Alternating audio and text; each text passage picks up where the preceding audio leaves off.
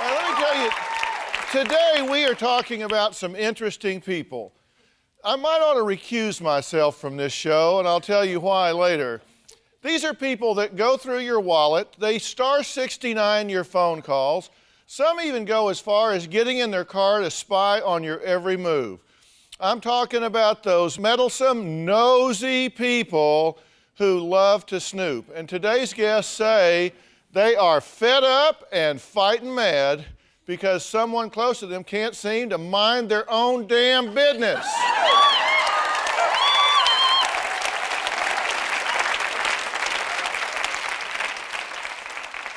My dad used to say, that old boy needs a damn good leaving alone. And that's how I feel when somebody starts snooping around, except for Robin, of course, and I'm just an open book there, all right. 31-year-old Carla says she is tired of her mother tracking her every move day and night. Did you hear I said 31-year-old Carla? Her mother, Pamela, says having a house right behind Carla makes it easy to keep an eye on her. Great. Dr. Phil, my mom is way too nosy. She needs to mind her own business. Open the door. We live in such close proximity to each other, I can't help but be involved in her life. Open the door. I know you're in there. This is my house, and this is my mom's house. We live way too close. It's natural for me to look out the window and see if Carla's home. It's just something I've always done. She watches me like a hawk. I'm 31 years old, and I can take care of myself. I think that it is my nature to be involved. Please let yourself in. I don't think I'm nosy at all. If stuff's not up to par at our house, my mom will definitely let us know. When's the last time you done any laundry? Let me Just go home. Don't say I didn't try to help So aggravating. My mother nagged us 2 weeks straight to cut the hedges, and then we came home and they were just nubs. I don't think it was bothering her, but it was bothering me, and I was going to do something about it. My mom makes it her business to make sure that my rent is always paid on time. My sister is Carla's landlord. I don't want Carla taking advantage of the situation. It's gonna be paid. She reads my mail. She insists on knowing every bill that I have. Sure, I read Carla's mail because she has some of it delivered to my house. If my mom had her way, she'd run a background check on all of my friends. Where they live, do they go to church, do they drink, do they smoke? As a mother, I want to know who she's hanging out with. I want to give an approval. Carla's told me to mind my own business, but I have concerns with her. She is watching me. Even when I don't see her, she sees me. If you want to have sex, make sure the door's locked. I know every move. She cannot pull the wool over on my eyes. Recently, I came home at 11 o'clock with my 11-year-old daughter, and sure enough, my mom's calling, wanting to know where I've been. That was unacceptable. By that time, my blood was boiling.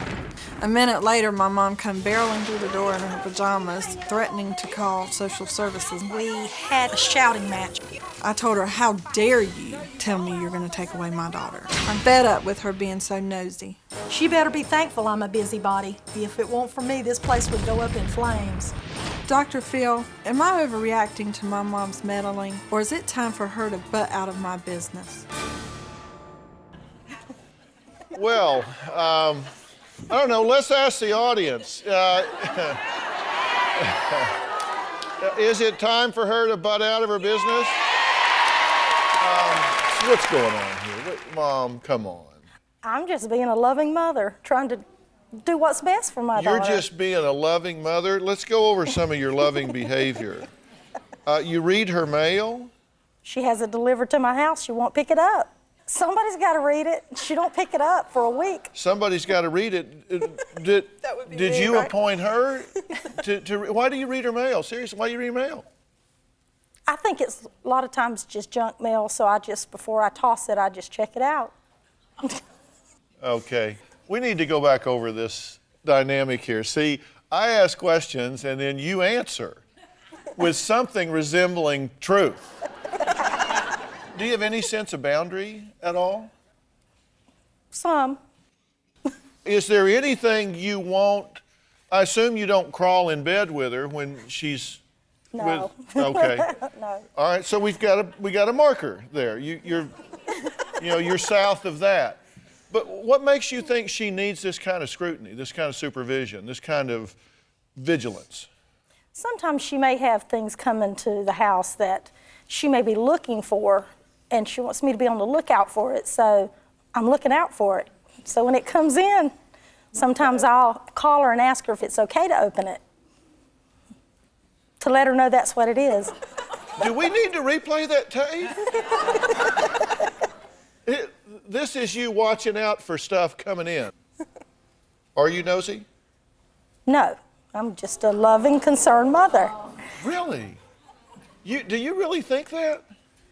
Or is that just the posture you think I guess it's just who you talk to. Yeah, well, I'm talking to you.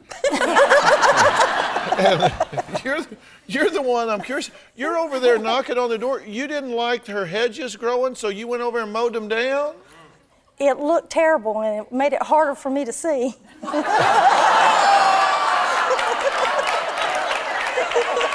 Okay, all right. Now that's an honest answer, okay? That's an honest answer. You didn't like the way they looked, and they obstructing your view. Yeah. Okay, you watch to see when she gets home at night? Watching out for her. Okay. Yeah, were you watching out for her when you came storming in and threatened to call Child Protective Services because she kept your granddaughter out till 11 o'clock at night? I just thought she needed to be in bed at an earlier hour. God bless you. God bless you. Now, seriously, do you really think that's your job? And listen, it is your job to love, it's your job to care, and I'm glad you do. I really am. But do you really think it's your job to come storming in over there at 11 o'clock at night, chewing her out for keeping her daughter out till 11 o'clock? It's never been a problem to me. Do you see what that says right there? You're on the DrPhil show, okay? She didn't write in here and say, you know, Dr. Phil, I would just like you to meet my mom. Could we come in? No problem. I just want you to meet my mom. I think she's cool. I'd like you to meet her. That's not why you wrote, is it? No, sir. Why did you write? Because I was tired of her interfering and watching my every move and making me feel irresponsible and not capable of taking care of my family. It's kind of an insult, isn't it? Yes, it is. It's very Okay, much so an the insult. question is, does Mother know best, or does Pamela need to stay on her side of the fence? We'll talk about that when we come back. You know what time it is? It's a never-ending battle with my mother. It's a little too late for Jessica to be up. She always thinks she's right, Well, I don't care what kind of mother keeps her young and out. but I'm wrong. I don't feel like I'm interfering. I just feel like I have a lot of good advice to offer. I'm constantly stressed out because my mom's prying into every area of my life. Open the door. Well, today we're talking to people who love to snoop, and they have a hard time staying out of other people's business. Now, Carla says even though she's 31, her mother, Pamela, watches her every move and even goes through her mail. Now, Pamela claims that's just what moms are supposed to do. I'm just being a loving, attentive mom, right? Right. Yeah, what part of the country y'all from? North Carolina. Okay, I knew you had to be Southern because I'm just from the South, and it's good to hear somebody for whom up is a two-syllable word. So, she doesn't need to be up that long. It's just a touch of home. I like to hear that. It's easy on my ears. Do you just think she's not competent?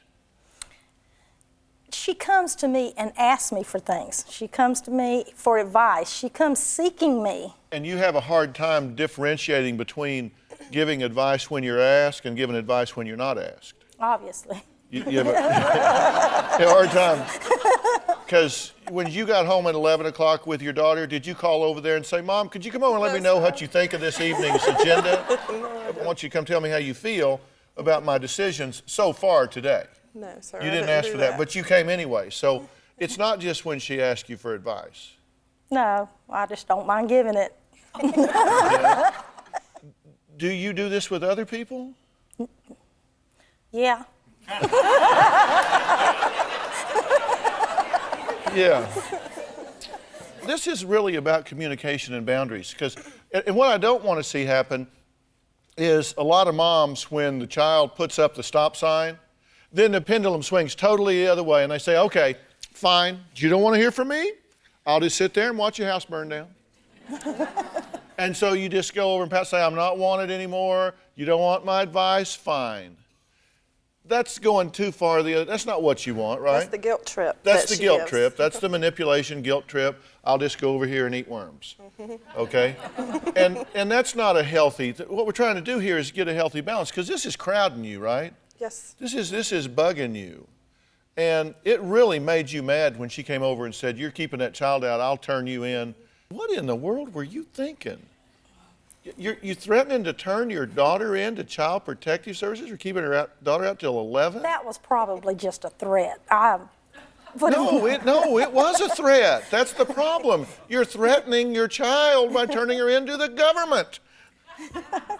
I'm going to call the government on you. You're so bad, I'm going to call the government. In retrospect, does it seem like you had crossed the line there?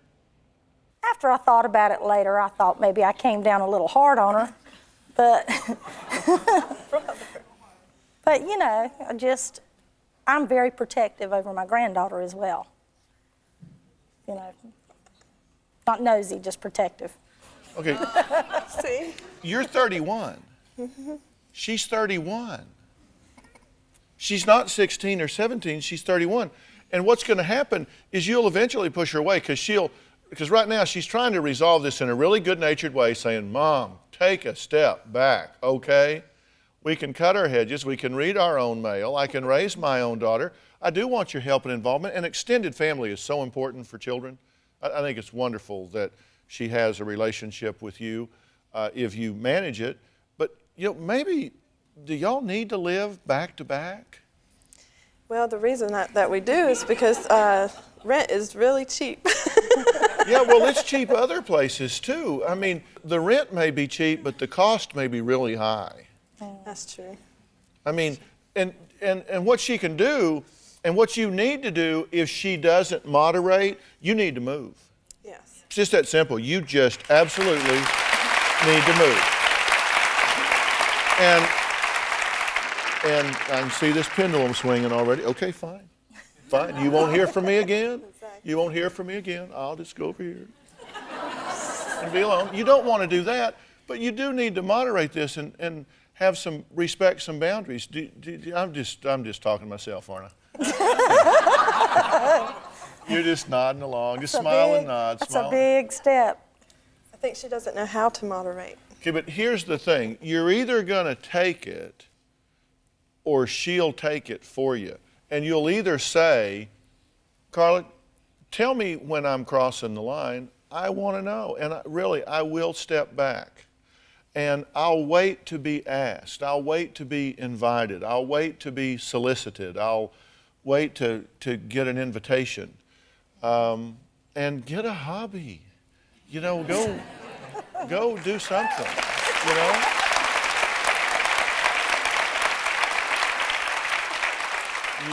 They won't put you in the brig from abandoning your post, you know. But I want you to do it before it gets to the point that she just says, okay, Mom, I'm moving.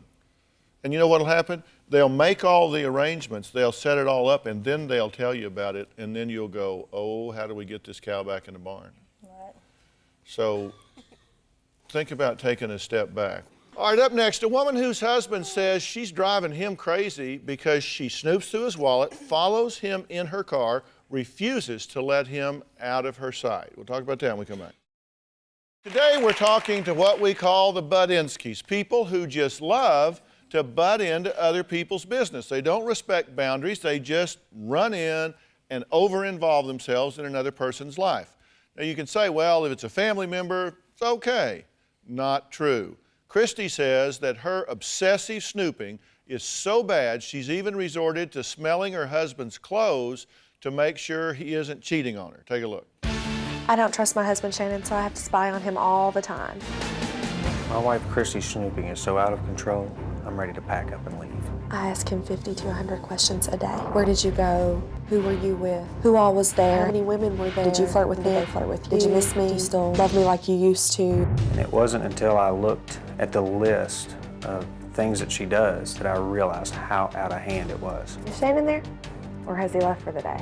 I check Shannon's cell phone bill to see if there are any unrecognizable phone numbers, and I check every number. Well, whose phone numbers are those? Which one? The ones that I've got highlighted.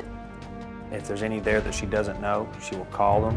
And if a woman answers on the other line, she will interrogate them. Christy will get into my email and read all my emails and even the spam. I smell my husband's clothes on a regular basis to see if there's perfume from other women. Christy monitors my showers because she wants to make sure that I'm not cleaning up for another woman. I'll be out in a minute. Why'd you shut the door? I go through Shannon's wallet to see if there are any names and numbers of other women.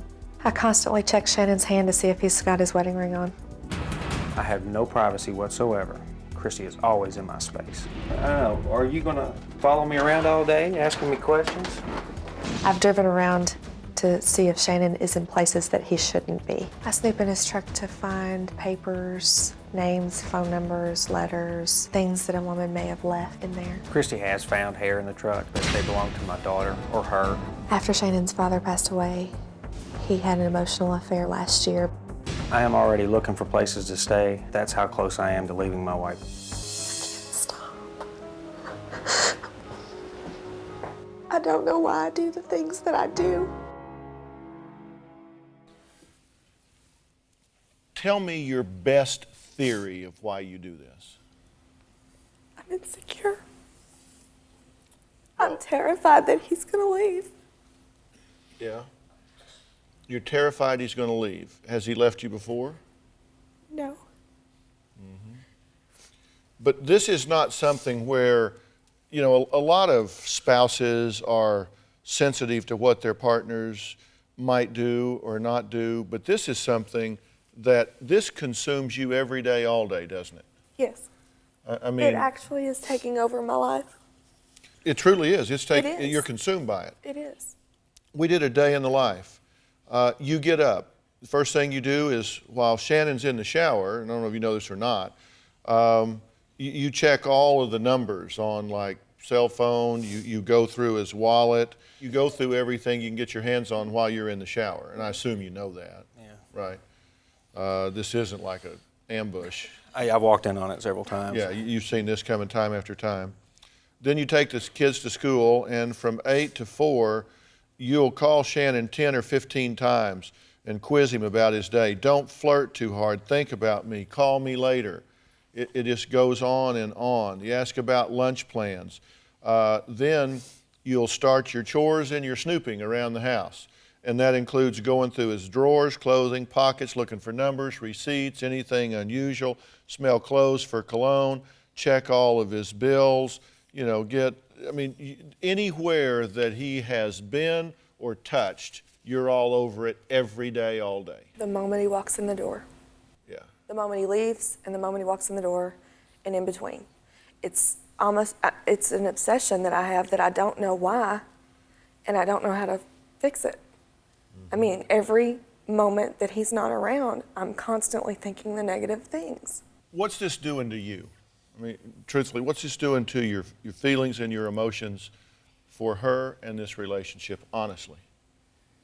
The only way I feel like I can stop is to leave. Because if I'm not around, she won't obsess about it. That's the only solution that I know.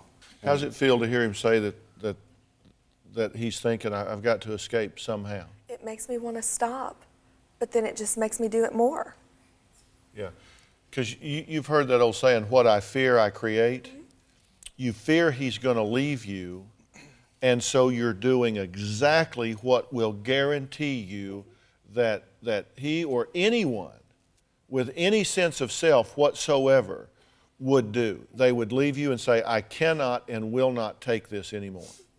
So you get that logically, but yet emotionally, you can't stop. Right. Okay. All right, so we're going to take a break. And then the question is, will this excessive snooping really backfire on her? I guarantee you there's a test going on here, and I'm going to tell you what the answer is going to be when we come back. If I take a shower at an odd time, or shave, or put on a cologne, she questions me. What are you doing? You ready to take a shower? Didn't you take one this morning?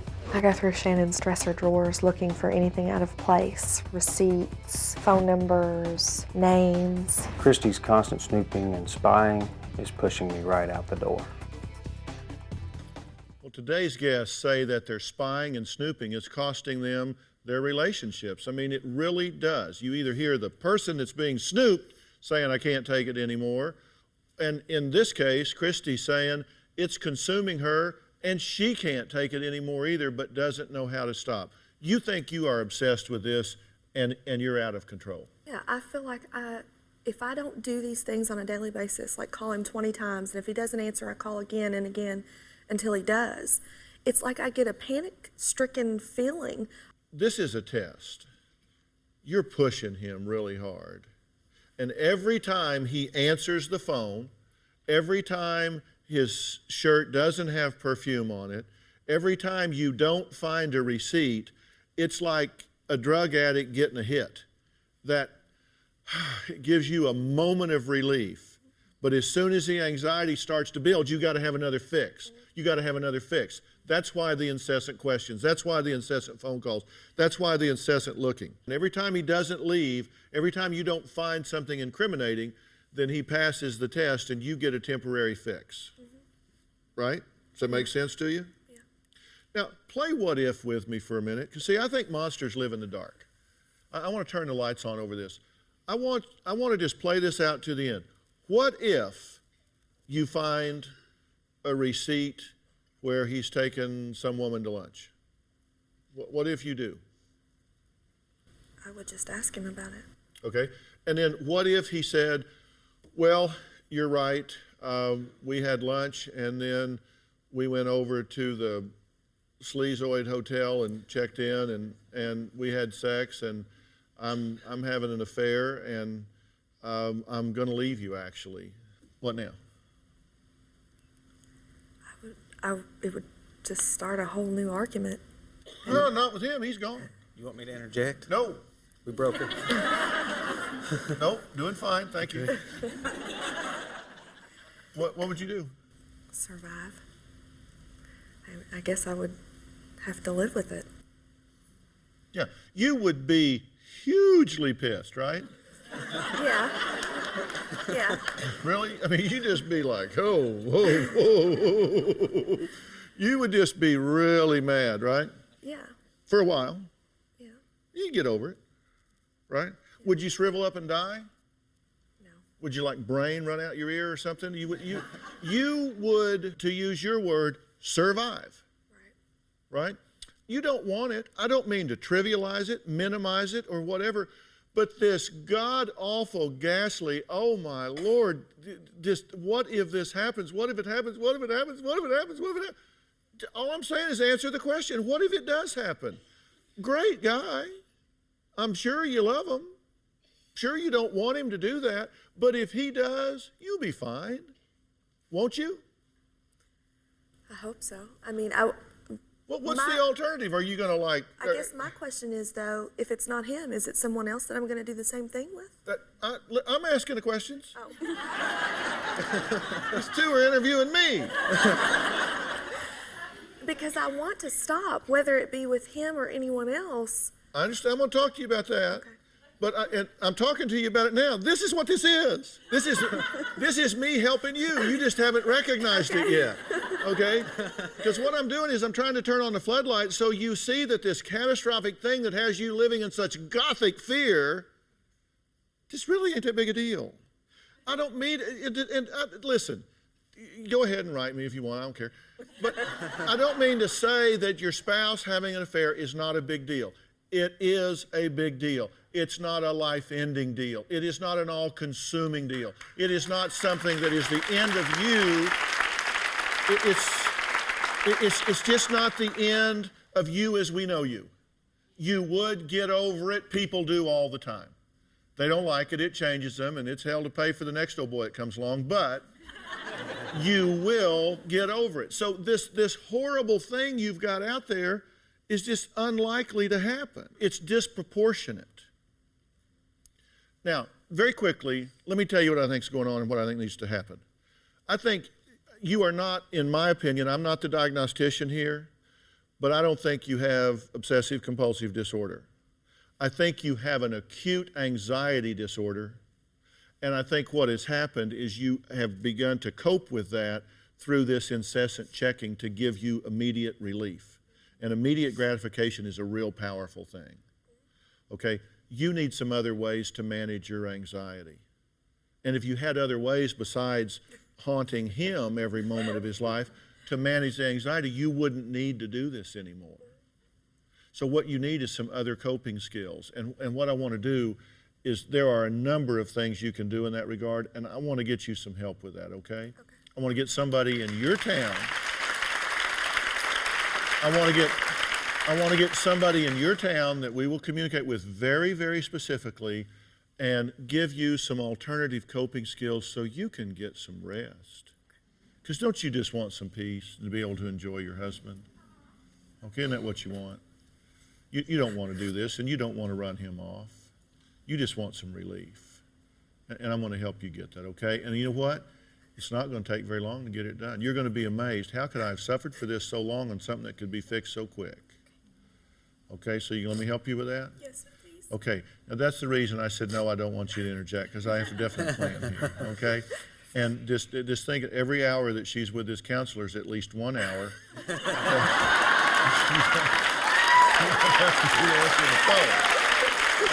So go for therapy. All right.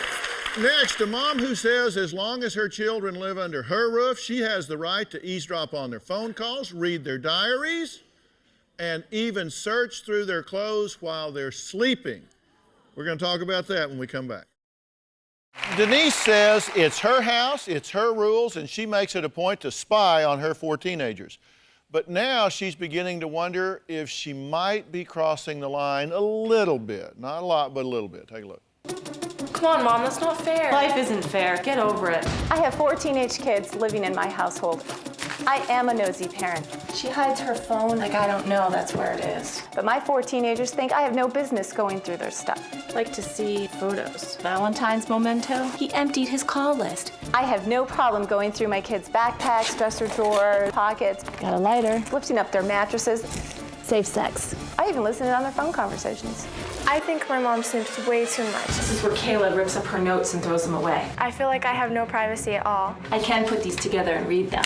My mom gets crazy with it. Jacob's wallet. Progress reports that we never saw. She goes overboard when it comes to finding things in our room. 2 girls and a phone number. You told the whole bus that we broke up. Is it true? I did not buy her that. She's not even supposed to have a boyfriend. She was thinking about getting her PI license because she enjoyed being so sneaky. He thinks he's so smart, he locked the door.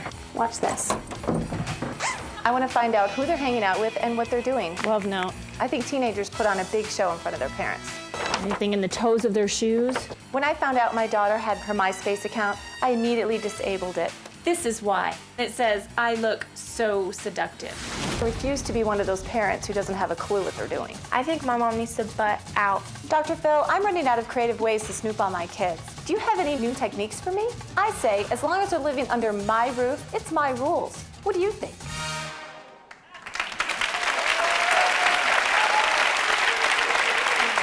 Well,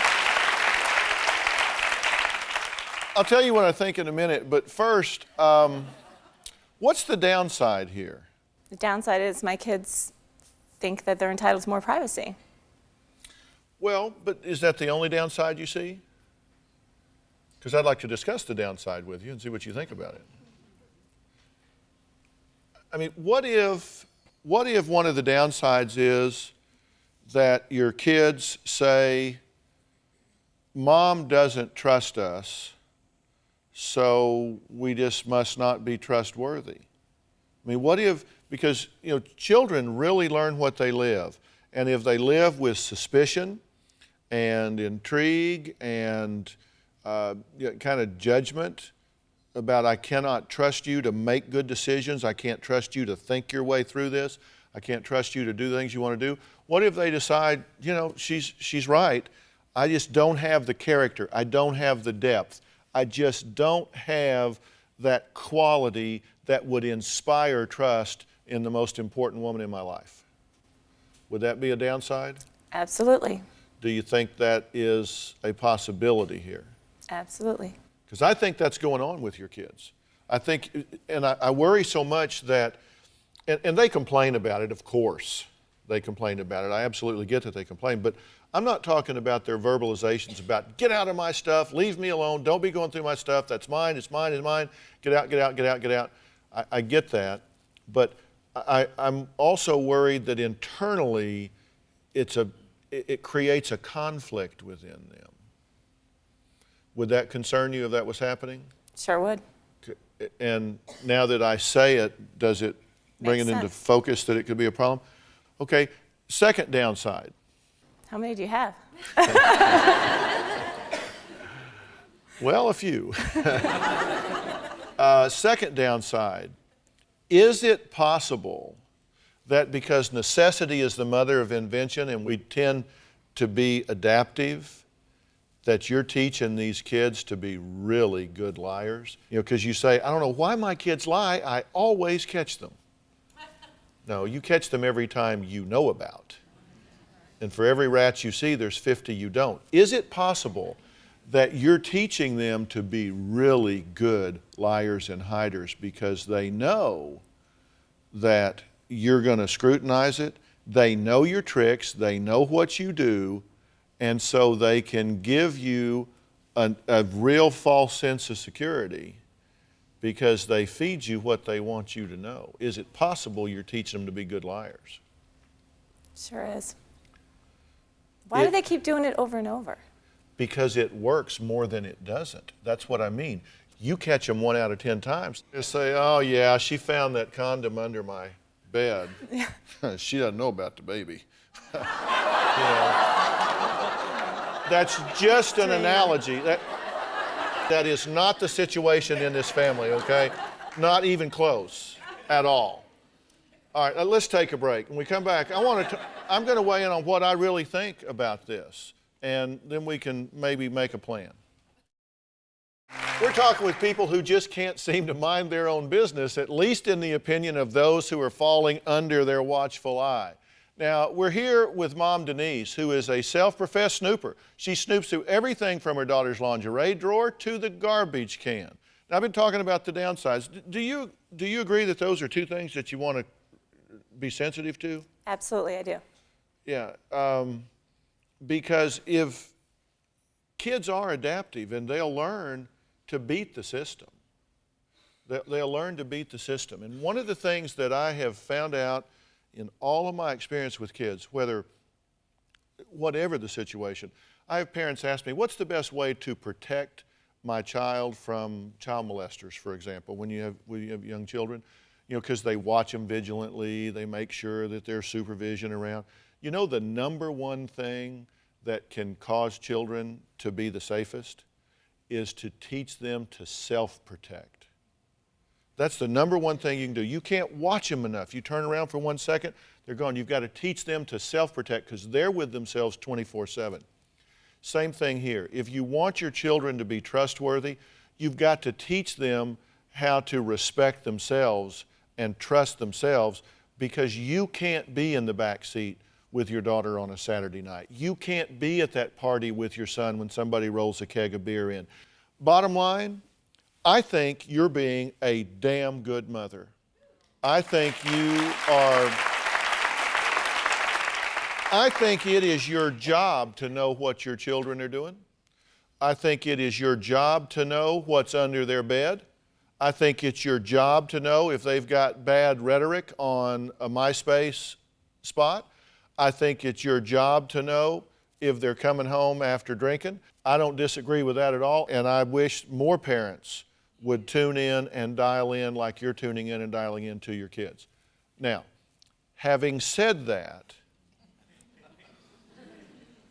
you got to lighten up, Mom. You do. You got to lighten up a little bit.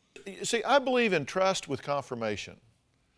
You know, it's kind of like setting up a treaty with another country. They're not going to make a bomb. I'm going to trust them, but I'm going to go over and check. Right. And I think you have to do it with your kids, but I think it's a matter of how much they earn the trust. If they say, I'm going to go here, here, here, and there, and you check, and they're here, here, here, and there, then you don't have to check every time. It will be more effective if you don't check every time. If they don't know when you're going to show up and when you're not. You're too predictable right now. You said, do I have any sleuthing tips? You're too predictable. You're telegraphing Mix this. it up a little bit, maybe? Mix it up a little bit. You know, you're out there piecing notes together, so they're over there, right here, let her piece this one together. Okay, yeah. You do need to let them know this is going to be a program of trust with confirmation. If I find you where you say you're going to be, doing what you say you're going to be doing, then I'm going to lighten up. And they have to have some place that they can be private. If it's a journal or a diary, that doesn't mean that you can't know about their friends, you can't see where they're going, you can't drive by to see if their car's there.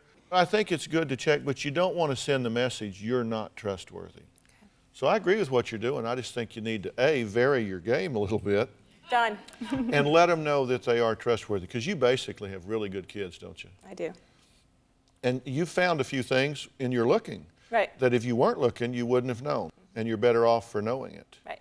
So I'm getting you, just give them a little opportunity to earn some sense of self-integrity. Okay. Deal? Deal. Do you have a story or a question for me? Click the link in the description and tell me what in the world is going on.